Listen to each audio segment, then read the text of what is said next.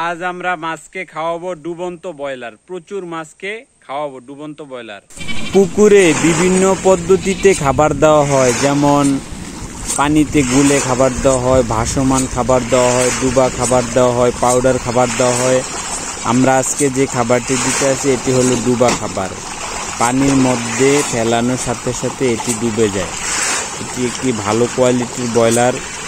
এই ব্রয়লারটি পুকুরে দেওয়ার পর দীর্ঘ সময় যাবৎ সেই স্থানে মাছ ডুব দিয়ে ব্রয়লারগুলা খায়। আর ভাসমান খাবার মুহূর্তেই শেষ হয়ে যায়, কারণ ভাসমান খাবার ভেসে থাকে, মাছগুলা এসে খেয়ে ফেলে। ভাসমান খাবার বেশিরভাগ খায় তেলাপিয়া মাছ, আর ডুবা খাবার পাঙ্গাস মাছ। যেমন আজকে আমাদের খামারে পাঙ্গাস ও তেলাপিয়া দুই রকমের মাছই রয়েছে। আজকে দেখা যাচ্ছে তেলাপিয়া মাছ ততটা খাবার খেতে দেখা যাচ্ছে না, পাঙ্গাস মাছকেই দেখা যাচ্ছে, কারণ পাঙ্গাস মাছ ডুবা খাবার খেতে খুব পছন্দ করে, তেলাপিয়া মাছ ভাসা খাবার। তাই জন্য আজকে দিনটাই পাঙ্গাস মাছের দিন।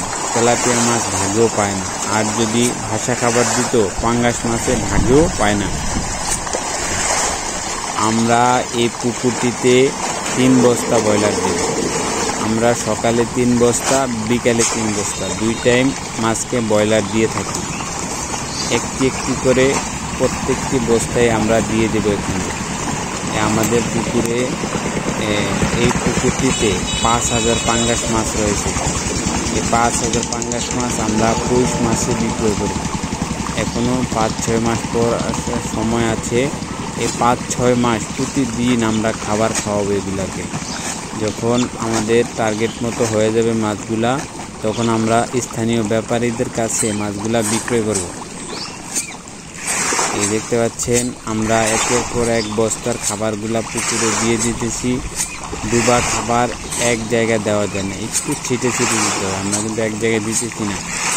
আমাদের চ্যানেলে আরও ভিডিও রয়েছে ভাসমান খাবার দেওয়া, সেই খাবারগুলো আমরা দিয়েছি একই জায়গায়, কোনো সমস্যাই হয় না। মাছগুলা এসে খেয়ে নিয়েছে, কিন্তু ডুবা খাবার একই জায়গায় দেওয়া যায় না, একটু এদিক ওদিক ছিটিয়ে দিতে হয়।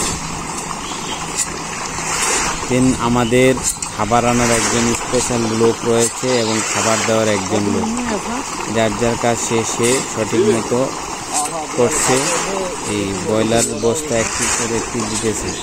এর পাশে বহুত খামার রয়েছে।